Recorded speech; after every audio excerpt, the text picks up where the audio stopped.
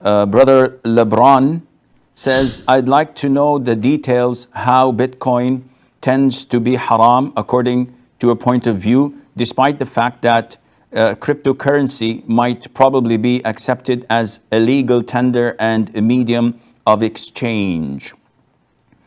The issue of Bitcoin is a recent one, which means that it is not found or discussed by scholars in the past.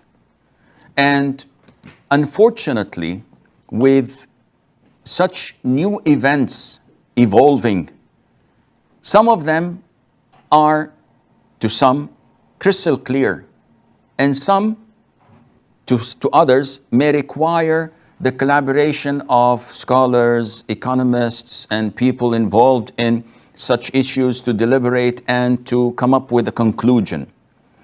Basically speaking, Bitcoin is something that is recent and new. And there are a lot of serious concerns when it comes to dealing with it.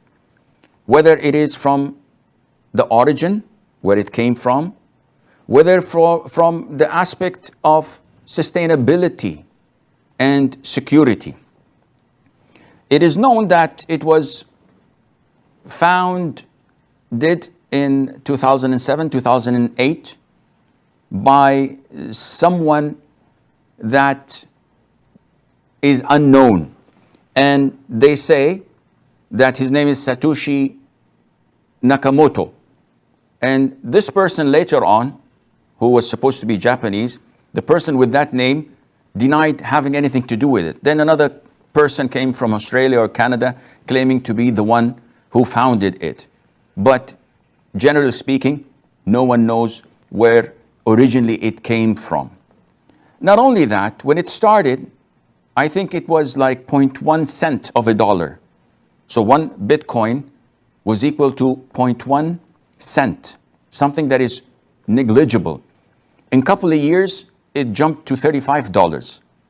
As of today, if I'm not mistaken, one Bitcoin that was 0.1 cent now is equivalent to $11,000 plus. This is ridiculous. What is this? This is not something that is physical, you can touch. It's not a coin. It's not a banknote. It's not a deed. It's not a certificate. It is something that is virtual. It all is dependent on the peer-to-peer, the blockchain, and the logarithms that govern it, which is known to only a handful of people who control it and who are anonymous, and no one knows who they are. You cannot complain about it. You cannot pretend that there is justice or injustice. There's no one to talk to. So it is as if you're throwing your money in a vacuum, not knowing whether it will increase or decrease. But most people don't care, because all what they're looking for is quick profit and gain. You remember the pyramid schemes and the networking schemes that have been in the past and still ongoing today, selling you a commodity that costs in the market a single euro. They sell it to you for 200 euros, claiming that there is only 5,000 pieces in the world of it. And then after you pay that huge amount of money, you qualify to market it to others, and you will get a percentage whenever someone enlists in the same Ponzi scheme. It is all bogus. It is all a hoax, and they consume people's money through that. Man by nature likes quick profit. If someone with a long beard comes to me and says, Sheikh, give me money and I invest it for you, and I'll give you revenue that is beyond imagination, and you will sustain a happy life, I will trust him. Not because of his beard, but because of the gain and the quick profit that I may make out of it. Bitcoin is something like this. And there are, I think, a lot of similar virtual currencies.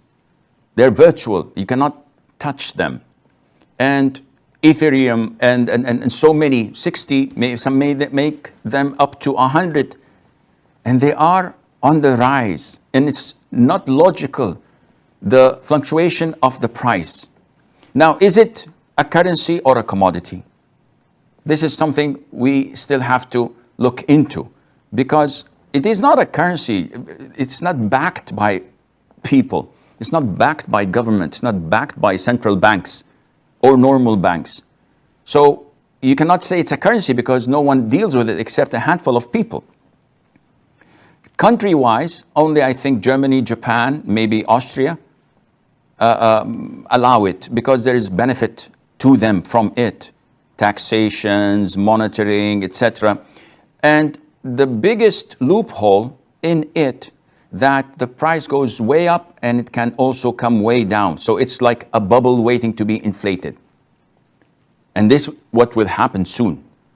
Now, we all know that there is only a limit for the Bitcoins. That is 21 million of it. And once they reach the 21 million, what will happen?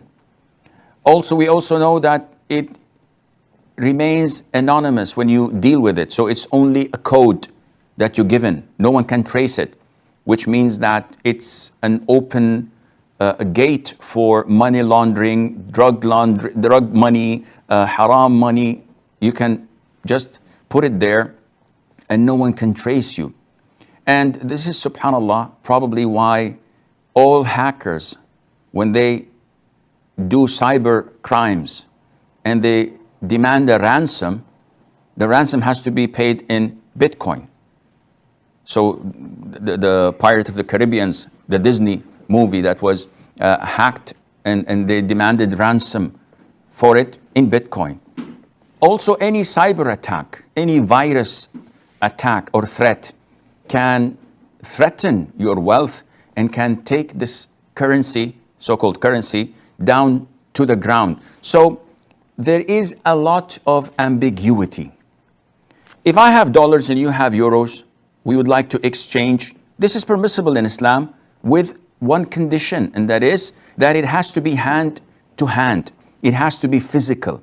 I cannot say, okay, I accept this transaction, I'll give you the money after half an hour.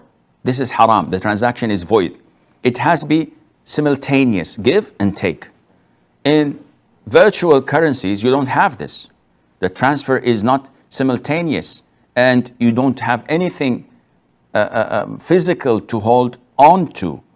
So this kind of ambiguity makes Bitcoin haram, in my opinion.